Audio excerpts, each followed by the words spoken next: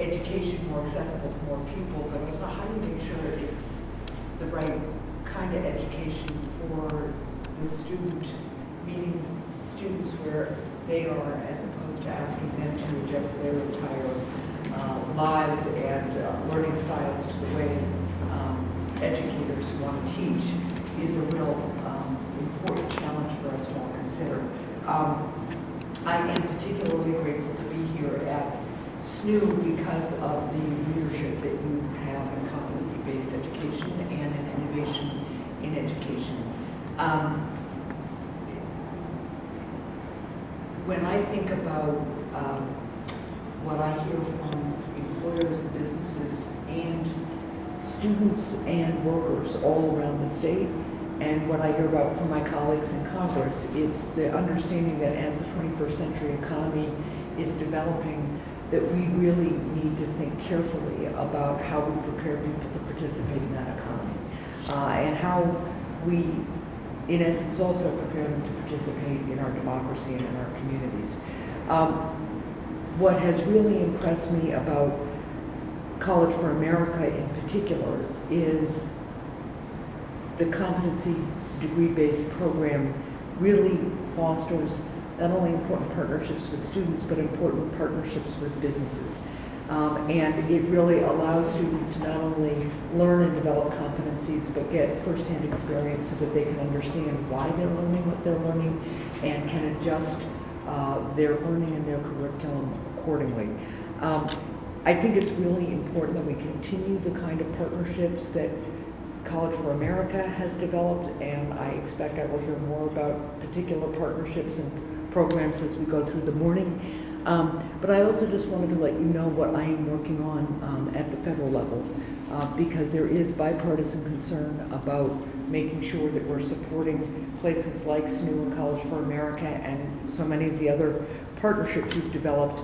But we also want to make sure that we're not only supporting all of you who are already pioneers, but also incentivizing some other educators to learn from what you're doing and really make sure, again, that we have an education system that is meeting the needs of our workers, our students, our businesses. So I've done a couple of things. One is I introduced a bipartisan bill called the Innovation Zones Act.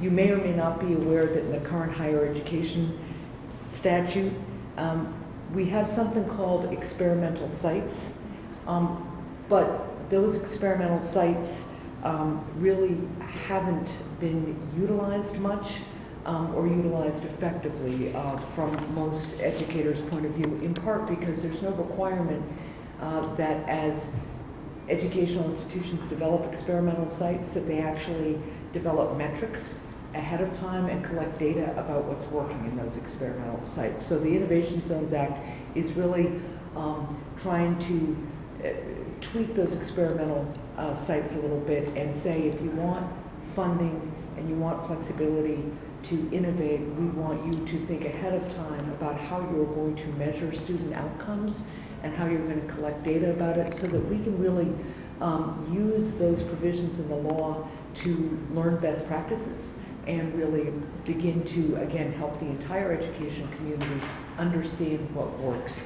And then I'm also working on another bill, again, with some bipartisan partners that would, again, look at ways we can support competency-based education. And we're working through some of the details of that effort right now, so I haven't introduced a bill yet, but I hope to in the near future.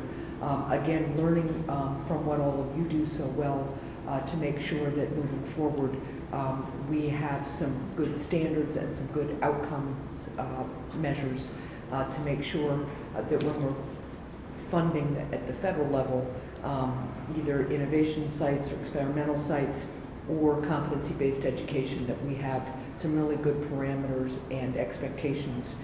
Again, part of what we know today is that students spend an awful lot on higher education and on job training, and then they don't always feel that they're getting a good product. That's obviously not an issue here, but it is in a lot of the rest of the country. So we're just trying to make sure that we're learning everything we can to make sure that when students invest in training and education to improve their careers and their lives, they're really getting a product that is going to help them succeed.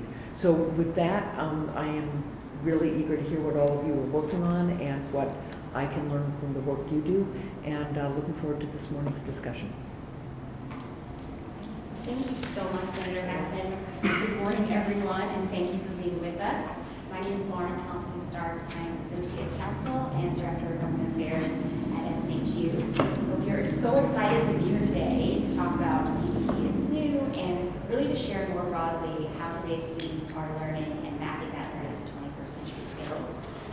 Senator Hassan, thank you for setting the vision for us, what innovation in higher ed look like, and also for all of your leadership in getting us there through the legislative work that you are leading in Congress. We have a terrific group here today to talk about these issues and to really ground the work through an overview of our programs for you, and then we'll go into dialogue and Q&A. So we'd love to kick off with round-the-table introductions, and then Amy will start us off with the program overview. Great. I'm Amy Stevens. I'm currently the Vice President for Academic Resources Technology and the Executive Director for our CBT programs here in our online program. It's cool. I'm Michael Hassan. I'm the CEO of Duet, which is a nonprofit based in Greater Boston. And Libby May, Senior Vice President, External Affairs, Communications, and Translators. Jennifer Scher, I'm Executive Director of Project Atlas here on campus. Josh Kelly, and I'm a student for Project Atlas. Cool. What are you studying? Business management. Terrific. I'm Jennifer Oquist, Director of New Learning Models on our Global Campus Learning Science and Assessment team, and I'm currently functioning as part of our RISE team, which I think Amy will probably talk about later. Hi, I'm Sarah Claire. I'm an instructional design team lead, also on the RISE team. Hi, I'm Kayla Schaefer. I'm the Assistant Program Director for our New Learning Models team, and I'm serving as a Project Manager for our RISE team. Hi, I'm Trent Larrabee. I'm a content architect, so I work in the LMS. And Greg Fowler, President of Global Campus. Kathleen Callahan, I'm a Learning Experience Designer, also on our New Learning Models team. Alice Davis, I'm a Learning Solutions Vendor Manager. I work on the Amy's team, and I'm also part of the RISE team. Hi, I'm Maureen Raska. I have been with the College for America program for almost 5 years and representing advising. Great. So I think one of the things you'll pick up on is the titles of the people in the room. Yeah. These are all very innovative titles. I was going to say. Not found in most colleges and universities across the country. As the daughter of an academic and a former general counsel for universities, I can tell you yes. Those are right. Yeah. And part of that, I think, is us trying to experiment and innovate around the kind of skills and roles we need to be able to develop these programs. So while we are simultaneously thinking about the skills and tools our students need, we're also thinking about the skills and tools we need to be able to be a leader in this space and to be able to continue to innovate and work on those programs. Right now, we have over close to 7,000 students enrolled in our CBE program. Yeah. We've got close to 4,000 graduates. Wow. And that is over a very short period of time. In part thanks to some of the work that Maureen and her colleagues have done around on the coaching side, and all the partners at the table to be able to launch this. We have 3 associate's degrees, we have 3 bachelor's degrees, and we have 1 certificate that we partnered with a workforce partner on to be able to bring forward, and that's in healthcare management. Okay. Our associate's programs cover the foundations of general education, and so we want to make sure that students have a really robust experience with, we call them vital skills or power skills. Other people call them soft skills. Right. Communication, writing, critical thinking, problem solving. The competencies are made up of a competency statement, a project that is a workplace scenario. Students work through the competency. They submit that for mastery. We have a binary mastery philosophy. You either master or not yet. And if you get a not yet, you get to continue to work on it and resubmit. It very much, we think, is in the model of an employee working with their boss. Your boss gives you instructions, you go off, you do the work, you come back, you check in with them, they make some notes, they say, I think you need to fix here, and there's a learning moment there where you get that feedback. That feedback comes from our faculty reviewers. Okay. When a student hits mastery, they get to move on to the next one. Time is not the condition for learning here. We are broken from the credit hour as best we can. But we really have focused on the learning as the mastery and the measure that the students should be able to attain. Is there a typical amount of time that somebody takes if, you know, assuming they're engaged? I don't know. Talk to me a little bit about how you measure whether they are full-time, part-time, Okay. and then how you figure out, maybe from an advising point of view too, whether somebody is engaged enough to be making the progress they need. So we have we have requirements Yeah. for time for the student that we really put in place for the student's best interest. Yeah. We have the first 2 weeks of the term we consider are non-par, and that is that if the student submits something in that first 2 weeks, they're on track and they keep going. If they don't submit in that first 2 weeks, it's a pretty good indication that they are not ready for this program, Yeah. and they can withdraw with no penalties. Okay, got it. So that's our first clue that Yeah. a student is ready for this work Right. or not ready for Right. this work. And our students are coming to us with wildly different levels of preparation, experience, and excitement for the program.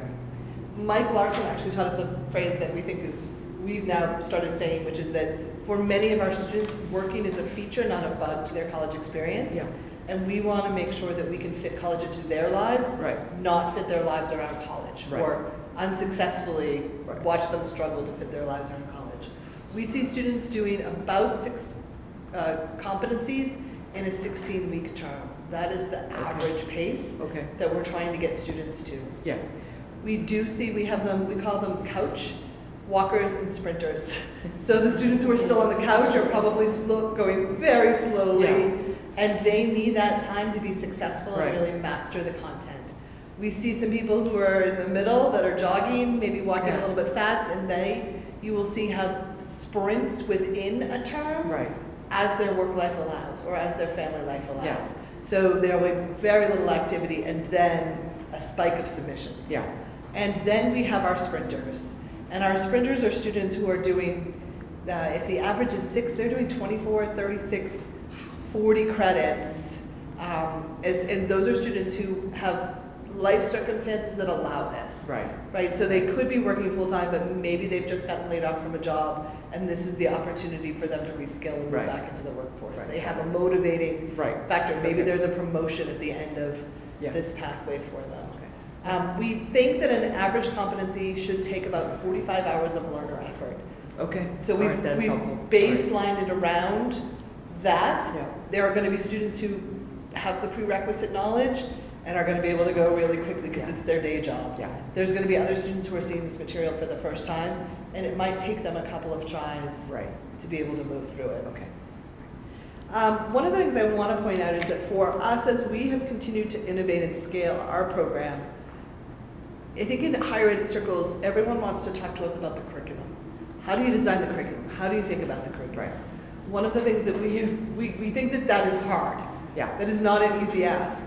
But in light of the rest of the program, the administration and the setup of the rest of the program, it is the easiest piece. Yeah. So whether you're talking about understanding the complex regulations from the Department of Education, the financial aid rules that go along with it, the administration of the system in our internal technology, so our student information system, our LMS, which is our learning management Right. system, it was never designed for this. Right. And I think as you ask other schools to scale, you're going to find that you are asking them to work around every system they have. So, Yeah. yes. Yeah. Right. That's a daunting. That is a daunting Yeah, task, and yeah, it's one okay. that we continue to wrestle with here. Right. Okay. The other thing that we would love to be able to see help our students is something that we continue to come back to is right now in CBE programs, students may not bring in transfer credit. Okay. Yeah. So if you're talking about the millions of students who have dropped out of higher education that have credits from other institutions, we are not letting them, we are asking them to basically start over when they move into a CBE program. Okay. And that means that we're keeping students, exactly the same students we want actually to be brought back in, Yeah. we're keeping them out. Right. And it's Right. very demoralizing for students to say, well, I know you have 59 credits from another institution, you're gonna have to start back over at 0. Yeah. It's expensive, it's not a great learning experience, it's not ideal for students. Okay. And then on the other side of that is that when our students have been successful, we often find that there are occasions where we've had other schools say, we don't know what to do with this transcript. Right. And we're not going to be able to accept you into our institution. And so the idea of a level of reciprocity around CBE would be in the student's best interest, and something that we would support wholeheartedly. The other thing I think we have to keep in mind is there is a perception that there are all of these qualified people out there, and if we can just get them the credential, they can move on and be successful. Yeah. We recognize that students come to us with wildly different levels of preparation. Yeah.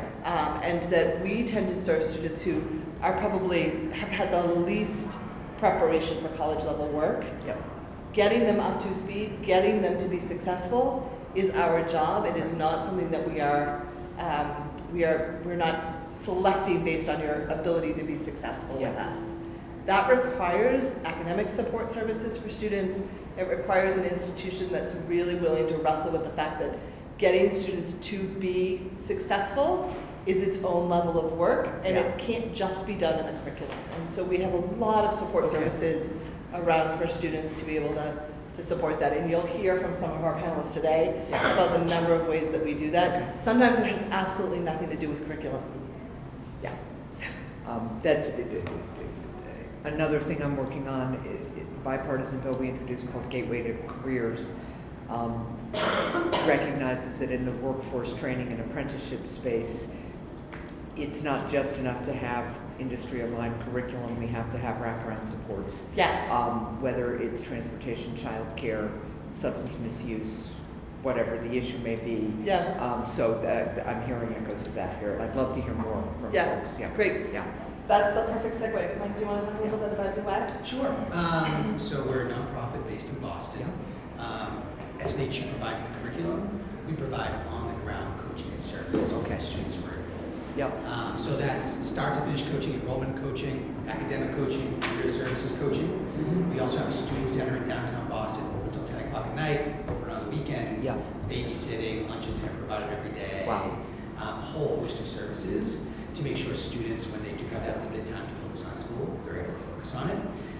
We have 440 students currently enrolled, close to 200 degrees now, like 195 as of this morning. Hopefully our target is to get to 2,000 students over the next few years.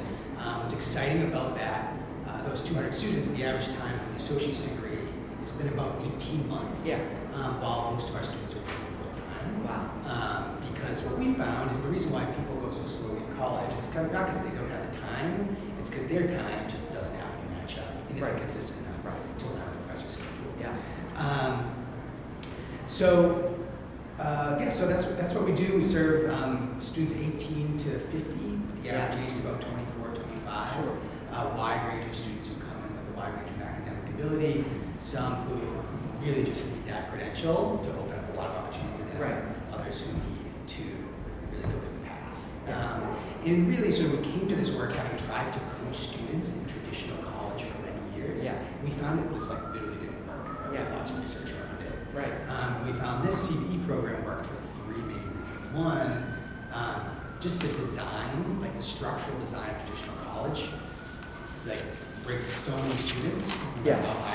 How hard-working and smart they are, right? Just the rigid schedule, the cost, and the opportunity cost as well, which is often sort of underappreciated and discussed. The second piece is the transparency around where students are in the program. It's really hard to coach a student in traditional college when you literally have no idea what's going on. Right? It's like you're in economics 101. How's that going? Good. Right. You ask your professor, what does the professor say you have to do? You have to pass the final.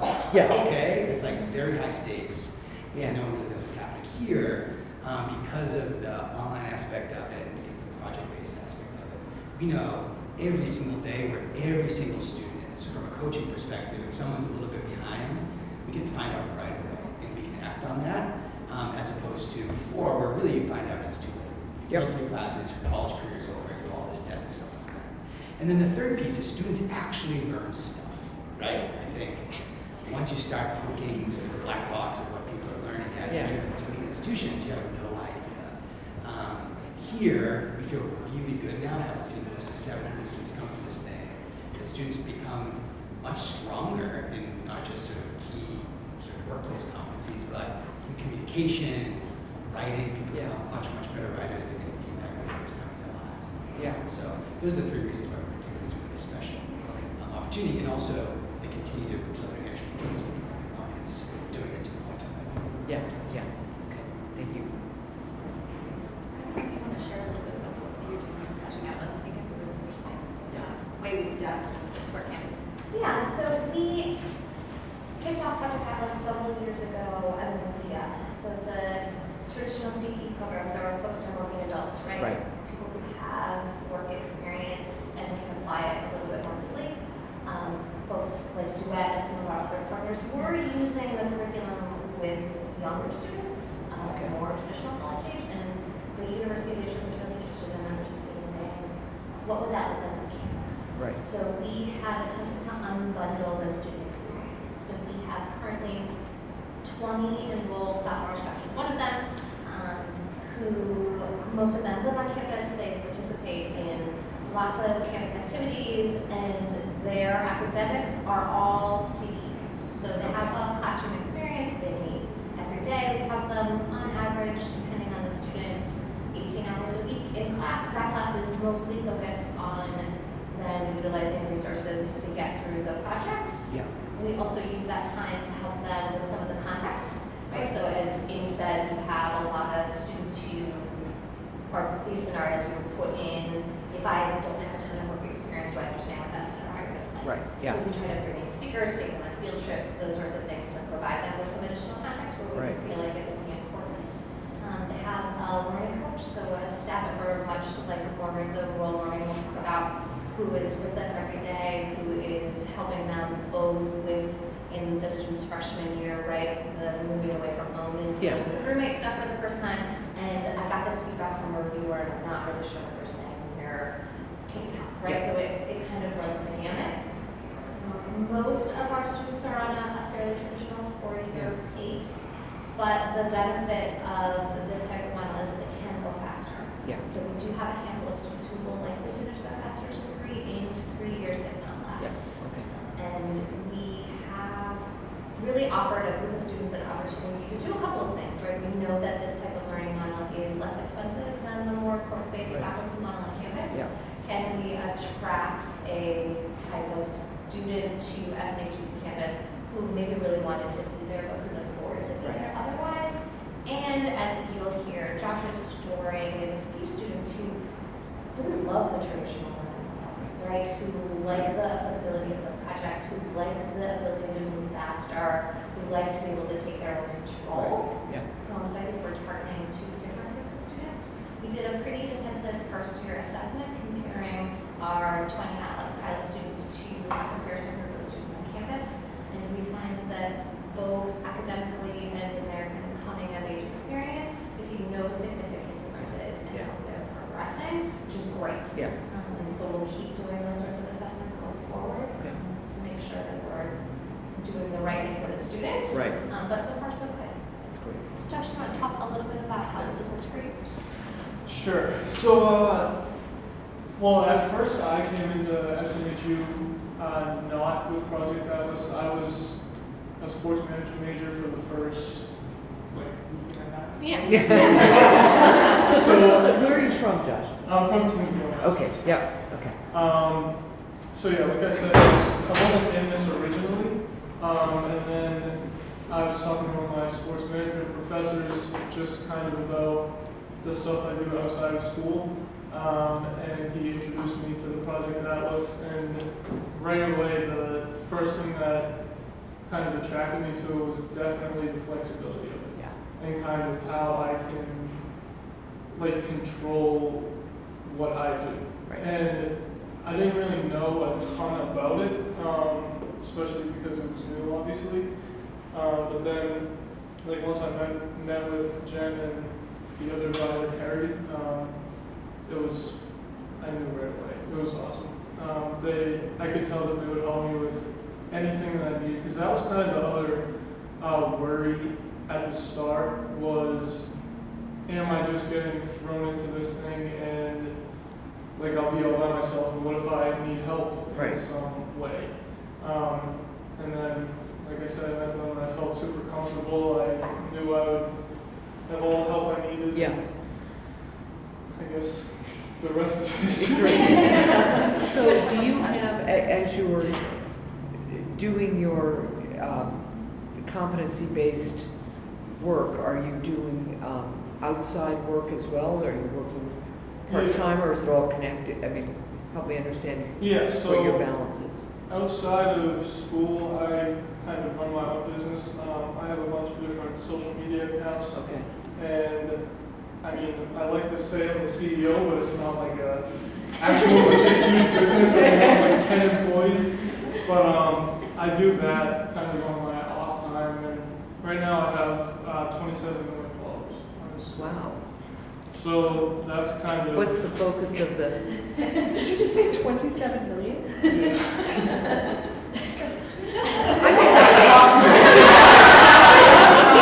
Do you think we can do a photo after? That's pretty amazing. So what's the? It's all sports. It's all sports. Yeah, Okay. so I have relationships with some NBA, NFL players. Okay. And I kind of use those relationships not only to kind of like make custom content on the accounts, but other stuff like social media marketing, managing Okay. their accounts, getting them brand deals, all that kind of stuff too. Okay. So that's kind of what I do outside. Oh, cool. And the project definitely helps me balance all of that, where Yeah. I can be doing projects and like we have the classes for 2 hours usually twice a day. Yeah.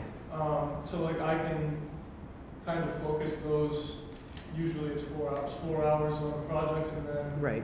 everything else is kind Yeah. of set in stone for whatever I need to do. Yeah. Which it definitely helps if I have regular classes, I can't really, I mean, I guess it's not making your own schedule, but you're still kind of way more flexible than Yeah. if you were in the regular classes. Right. So that definitely helps a lot. Sure. Sure. All right. Some other time we'll talk about my theory that democracy is really like baseball, but it's a whole thing. But so that's really interesting. Thanks for sharing that with me. It's helpful. Yeah. I don't know if you want to know about like the actual projects at all, but Yeah. I mean, just as far as I've seen, I'm obviously not done yet, but so like it's kind of, you dive right into it, and I mean, someone like me, I have prior knowledge to it, but other people in the class, I mean, I can't speak for everyone else, Yeah. but I don't think everyone has prior knowledge, so the first couple projects I kind of tried to take it like without using my prior knowledge, kind of just Right. to see where I would be if I wasn't doing the stuff I was doing outside. And there's so many like resources and stuff like that help. I wouldn't say I use as many resources as I used to, just because I'm kind of used to the projects. But so like I came from a traditional public high school, Right. I wasn't used to any of this stuff, so Right. it was all new to me.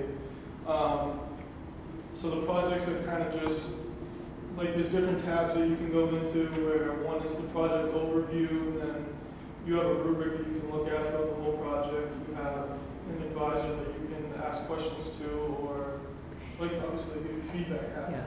Can you give me an example of a project? Yep. Yeah. Yeah, so one that sticks out to me that definitely, Jen and Carrie actually said they're very good at it, so, but one that sticks out to me is, it was one where it kind of helps you communicate with like employees. So it's like a mock-up. Right. And you have mock employees and they send you emails. So it's kind of like you're getting feedback as to, like you presented a presentation.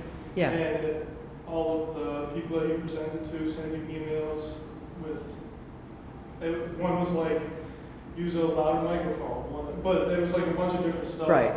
And then you kind of had to respond to the emails, and then you had to write like I don't remember how many words it was, but a certain amount Yeah. of words, document about kind of what you learned, how like how you responded to them, what skills you used, all Right, that yeah, stuff. got So that's one that sticks out to me that definitely also helped me in the real world with Yeah, the other stuff yeah. I do. Yeah, okay, thank you, that's great.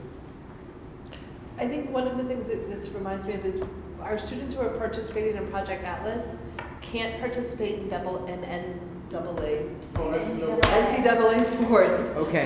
So that's another thing, that the regulations don't allow students who don't have GPAs, and because it is a binary, that mastery, non-mastery, Wow, okay. it really could have been a perfect fit for students who were actively involved in sports. Right. Because of the flexibility, the timing, but that lack of a GPA because of the mastery model is just another thing to put in the back of your mind of unintended consequences of really good. Yeah.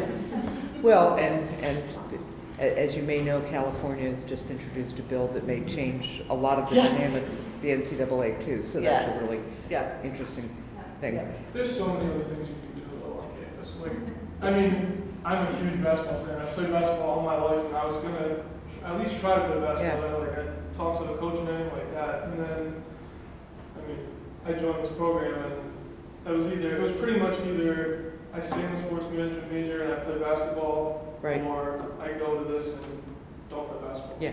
And I mean, like that's kind of a traditional, I guess, decision where, like, say a kid wants to play D3 basketball. right. Would they rather play D3 basketball or go like with their education? Yeah, yeah. So I kind of chose the education road. Yeah. It definitely paid off because I mean I played club basketball. there's a lot of different things to do. So. Oh, that's great. Okay, thank you. Yeah, the lack of GPA is something that we're continuing to run into. Other colleges, right, so we have a few students who are interested in a master's degree program. Will that school take this degree? As these students in particular, given their age, are looking at internships and jobs right out of high school. Lots of those companies have set up pretty rigid systems, right, that require you to plug a GPA number into a box, right, to get through. Right. And so we're trying to help them find companies who maybe aren't quite as rigid, but also expand their horizons a little bit. Yeah. And I would think as we are seeing more and more educator and business partnerships, which is, you know, my Gateway to Career Act, which is again focused more on job training and less on higher education, but we are trying to focus on incentivizing partnerships, and it seems to me that one of the things we could do in a competency-based education statute or new act is really try to figure out what kind of measures and metrics you all would be introducing to the business world so that they can have a way of understanding, right? And in reality, because of the way that our mastery is set up at an A. Yeah. So it is the equivalent of having a 4.0. Oh, right. We're just not able to put that on the transcript. Right. And it's a harder story to tell. And It's better to feel that way too. yeah. Like if you're doing a project in a regular class and you get a C and you're done. Yeah. Like at least you know in this you mastered it and you are Right. fully skilled. That's one thing that I take pride in definitely is Yeah. Well, but it also goes to a reality of the workplace, right? Which is, you know, I was a lawyer before I did what I do now, and there are times when you realize that somebody is turning in a piece of work that would have gotten them a B or a B minus, and that would have been okay with them because they had other priorities. You as a supervisor are thinking, no, this needs to check all the boxes. We need a really good brief here, right? And so I think it really speaks to, again, preparing people for the real world, right? One of the questions that you asked about was around data. Yeah. And the data points. We have, I'm sure you've probably already heard this about Southern New Hampshire, but we use a lot of data. Yes. We have a lot of data points. One of the challenges that we asked the RISE team to do was to actually start to dig into that data and see what the story was telling about students. That required both a reorientation to how to think about data and making sure that we have the right collection points. Sarah has been doing a great job and didn't come from a world where data was part of your day-to-day world. Do you want to talk a little bit about some of the ways that you've thought about data and how we've designed it into the program? Yeah, so as Amy said, I'm an instructional designer, so I work on crafting a lot of these projects. I'm sad I did not write the one you just talked about.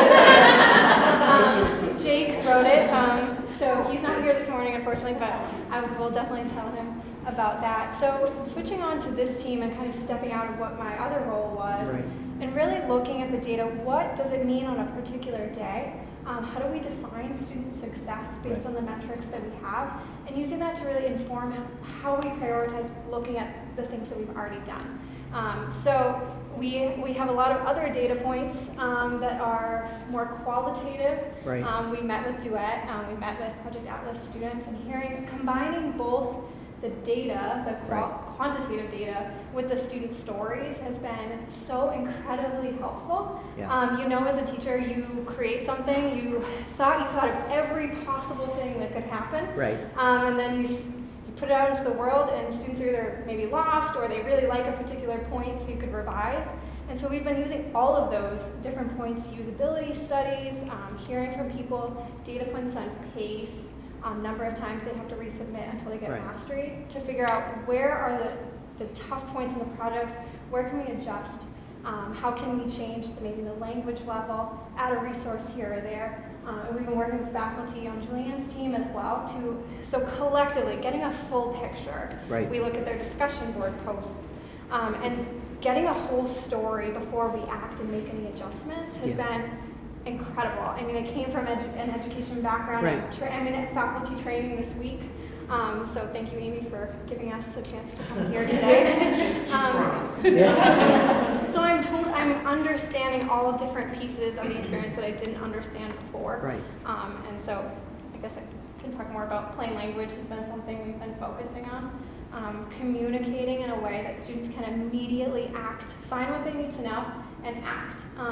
We explaining our terminology, making sure we're clear, we're not causing any extra barriers, so we're meeting them where they are, and leveraging their strengths, and then getting them even more prepared for the next position. Okay.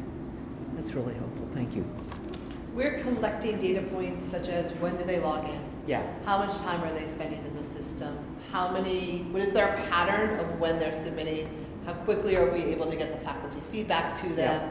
Our average attempt to mastery is about 2. So most students are mastering each project on their second try. It isn't, but if it goes over 2, we have the interventions to be able to have an advisor reach out, to have a goal leader, a faculty member reach out, to sort of say, how can we help you get over this, so that the student isn't left with 12 competencies sitting in their LMS and they're not logging in. We have designed really nice waypoints for students to have, for us to be able to have an assurance that students are moving forward, even though there is not the weekly requirement that you have to be in submitting something every time. Got it. No, I mean, you know, one of the things that strikes me is that, and it's something I've talked to a lot of young people about, especially as we've been trying to get students who might not traditionally be interested in the STEM fields, for instance, interested, is that I think for at least a lot of my childhood, educators and learners all kind of thought you're naturally good at some things and you're naturally not good at other things, and you know, you'll just figure it out by what your affinity is, and professors will, you know, faculty will give you information and then you'll somehow master it. And I think we have learned so much about the way people learn, about that if you can really meet students where they are, not just in terms of what their life is like, but the way they learn and the way they process information, and you can give them the right kind of, you know, pedagogy matters, interaction matters, and when we acknowledge that, then the data collection, all the information you're gathering makes much more sense and much more of a difference. And it also, you know, educators tend to get nervous that they're going to be judged just on abstract data points without understanding where students are. And I think what you're really getting at is both where the student is and how the educator teaches and communicates, and that's really important overlap, I guess. One of the unique things about our program is that we did disaggregate the faculty role.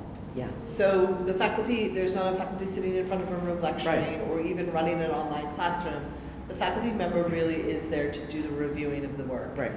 We have multiple reviewers for every competency. Yeah. And one of the challenges that becomes for Julianne and her team is how do we make sure that those faculty are benchmarked? Right. And so Julianne manages our faculty pool. Do you want to talk a little bit Yeah. about some of the work that goes on there? Yeah, that was actually what I was going to mention, is looking at the data is really, we're not just looking at student data, we're also looking at the faculty data. Right.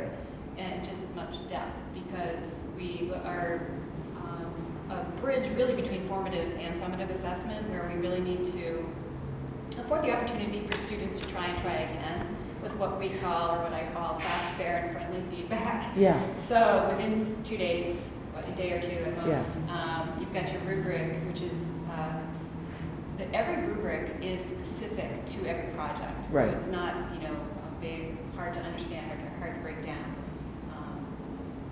template. Right. So we look at those and we provide feedback that says yes or not yet on each one of those Yeah. elements. There might be 5 or 15. Right. depending on the project. That comes back and a student gets that information with encouragement. It's like, you can do this, we love you, we got you. Here's what more you need to do and where you should go to look, which resources have been provided for this Right. purpose. And there can also be a dialogue between the student and the faculty person.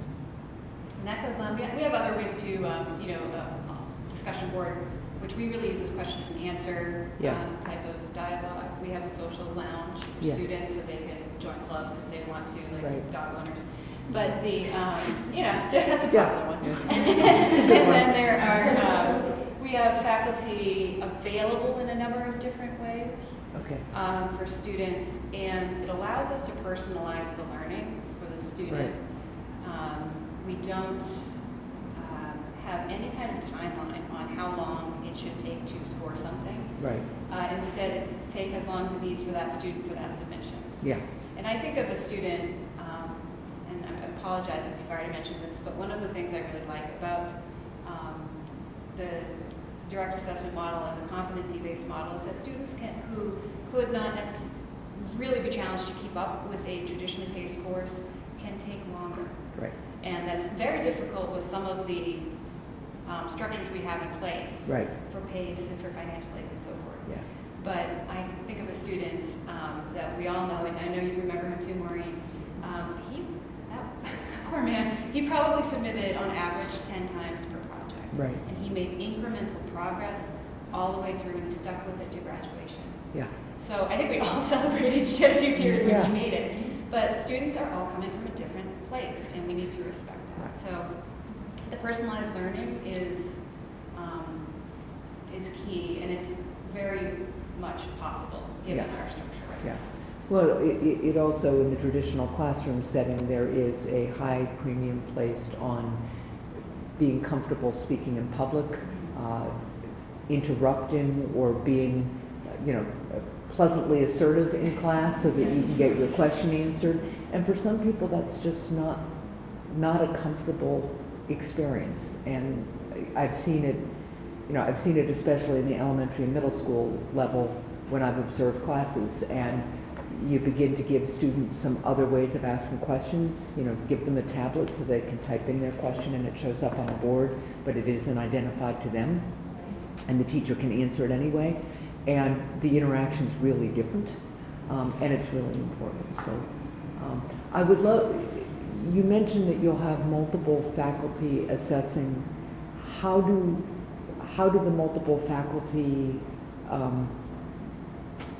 learn what the standards or Well, that's metrics that, are? Yeah. Yeah, the norming, it's actually quite a significant challenge. Yeah. Maybe the hardest thing we have to do, because everyone comes as a qualified faculty member. Right. And they each have their own perspectives.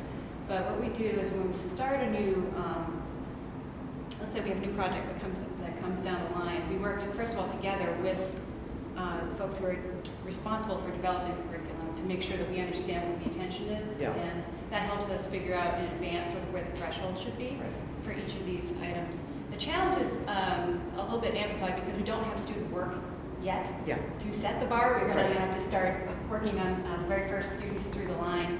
And then what we do is we have someone just called right now called a goal lead. Okay. And that's sort of the reviewer who's been promoted from within, who really knows that subject matter. They work as a group and set the standards. Yeah. They use examples, so they create what we call anchor packs, which are, really pretty clear exemplars of what each level should look like, Right. or what is mastery and what's not quite mastery, so Yeah. you can find that bar. And then we do some practice with more edge cases, Yeah. and then we have qualification sets as well. Okay. And that sort of helps with norming, as do ongoing conversations. When we do come across a challenge, let's say an individual rubric critical element is, we use data, so we see, oh, this one out of 15 things on this rubric is really tripping up students. Right. Let's dig into that. I can also see on the spider web, if I'm harder Yeah. or easier Right. than those around me, I want to see a perfect circle. Yeah, right. Ideally, Yeah. obviously it depends on which projects you actually score, but if you're all scoring the same project, you should be very closely aligned. Yeah. So we have all of these ways to set up alignment, to maintain it through norming and ongoing conversation. Right. We also have a behind-the-scenes document. You don't know this.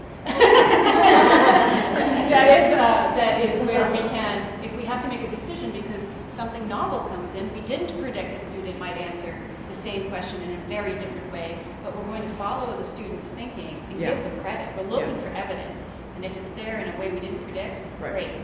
And so we might document that decision for the future in case it ever comes up again. Everyone can Yeah. know that. We have that in like a reviewer facing. Oh, cool.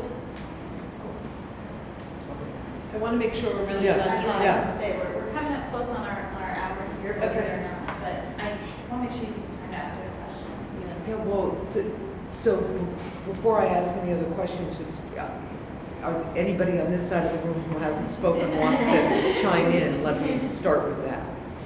Yeah, I was going to actually throw it to Yeah. Maureen because I think Yeah. your student-facing experience has been really rich. Sure, thank you so much, and I will make it brief. So the joy of the advising position has been really unique regarding the College for America program and the workforce partner Yeah. student. So originally, the role was called learning coach, and then it evolved, and there were some iterations, and it is now considered advising. But the advisors really are also trained in coaching. Yeah. So the goal is to take this adult learner, who we know is stressed, trapped, busy, children, Mhm. aging parents, little jobs, right? Yeah, That's the whole unlike nine anybody yards, here in the yeah. room, is to ensure that you are their accountability partner, you are their go-to human connection for the university, because you act as that bridge to keeping them connected to not just their academics, keeping them connected to the resources that are available, keeping them connected to their why. Yeah. Here. Yeah. They're so exhausted, they can really get it out pretty quickly. Yeah. Sure. And because the workforce partnership student is already a professional somewhere in their field, they sometimes struggle because they don't necessarily see the gain or Yeah. the vision of how this degree is going to Yeah. impact or change their life. And there are so many reasons why a continuing education Yeah. is important and significant Right. and can be a game changer. Yeah. So really working with these students to keep them engaged Yeah. is crucial. Yeah. Okay. With compassion, with humor, Yeah. but with expectations. Yeah. Right. Yeah. Yeah. Yeah. And letting them know that there is somebody who really feels for them. Yeah. Yes, and Yeah. we're going to get you through this together. Right. Really empowering them because they are creative, resourceful, and whole. Right. But do they believe that? Yeah. And really working with them to unpack old dysfunctional beliefs about themselves, to unpack and shift, how do they think about preconceived notions? Yeah. Am I too old? Is it too late? Yep. Am I too low? Am I too- Yeah. No? I never could do math. I never could do math. I never. Right. Yeah. Oh, Yeah. these adults come with those Yeah. inner child fears. Oh, sure. And and anxieties from their past school experiences. So really delving into how is that impacting their progress, or how is it impeding their progress. And really setting goals and plans and timelines and where do we stand there? Anybody else would stretch time a little bit? Carrie, did we touch on everything that you think we should have touched on? I just want to quickly thank you as well for keeping the focus also on protecting students. As we think about innovation and quality and transparency, there's such an important conversation we've had around striking a balance between innovation and consumer protection. So you have led and been such a champion. Well, I've had a couple of good partners, but it's also, so what Lauren is talking a little bit about is one of the things we've seen in this space are some not so ethical for-profit actors who have really been trying to attract students with promises that they can't keep and are costing students a lot of money and also leaving them without any skills or credentials. And they've been particularly going after veterans for reasons that have to do with the way the federal government considers veteran benefits versus higher education benefits. And so I've been lucky to have good partners in the Senate. We're trying very hard to crack down on these unscrupulous for-profits. It's also been really helpful, you know, I will return the thanks, to have Southern New Hampshire as an exemplar to talk about, to say, yes, I'm for innovation, but the students have to come first and we have to protect them. They have to know what they are spending money on, what they can expect from the experience, what their likely outcomes will be if in fact they engage and do everything that they need to do, what's available for them in terms of advising, will there be people who help guide them through what is in higher education space in particular pretty uncharted territory. And you know, we have some good examples in New Hampshire of competency-based education in the K through 12 space, and we have been a leader in that. But that, of course, has a level of public oversight that is, in some ways, more clear and more localized than what the higher education space has. And in what has become a bit of a Wild West, to have you guys as an example of a student-focused, education-focused leader is really been helpful. Because I've been able to say, don't tell me you have to do it. You have to cheat students to succeed. Because we have this example of a really great leader in this space that's helping students who might otherwise never have the opportunity. And that's ultimately what this is all about. It's one to help students become 21st century participants, whether it's in the workforce or in their communities or as family members. It's giving them confidence, but it's also increasingly clear that technology is going to keep changing at a pace that we are all going to need to be ongoing learners throughout our entire adult lives. And we want to not only be able to do that for ourselves, we want to model it for our kids. And that means that the education system can't be as static as it once was. I mean, that's just, you know, I come from a family of educators. I love them. You know, I'm surrounded by them. But at the end of the day, our model was based in a very different economic time. And so we've got to, you know, keep what we love about that model, which is the opportunity for minds to grow and people to learn new things and progress, and the human connections that come with that. But we also have to make it work for students in this day and age. So I am really grateful for all of your time this morning. I know I'm looking at really, really busy people, so thank you. And the other thing I just did think about, one thing I want to follow up on. We don't have to talk about it right now, but you talked about your term for what the industry is called soft skills, vital skills, which is such a better term. So one, I'm going to try to remember that term, but also I want to follow up with you about it, because that is a lot of the discussion I hear when we have hearings in the Senate, when educators come forward from community colleges to, to any different kind of educational institution. I hear a lot about a concern about vital skills, and a lot as we talk about automation, how important those vital skills will be for the jobs that humans will still continue to do.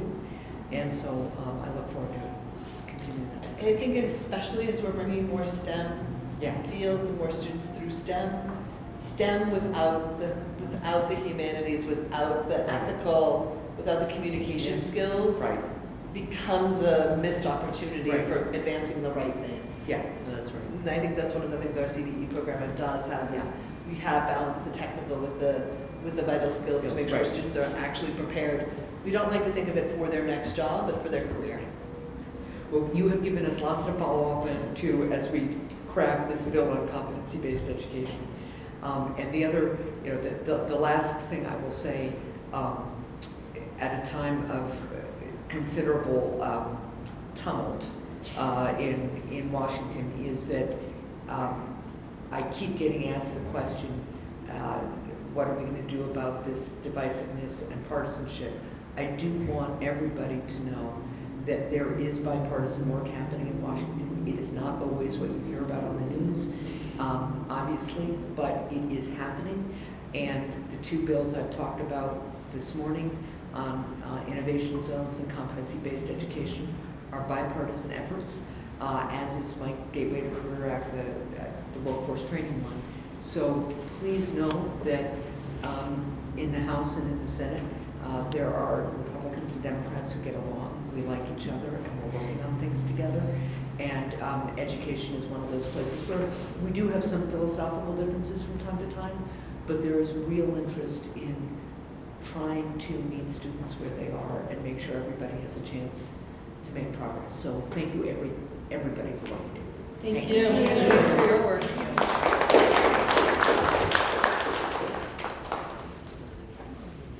Thank you so much for coming. Oh, you're welcome. This was great. In case you couldn't tell.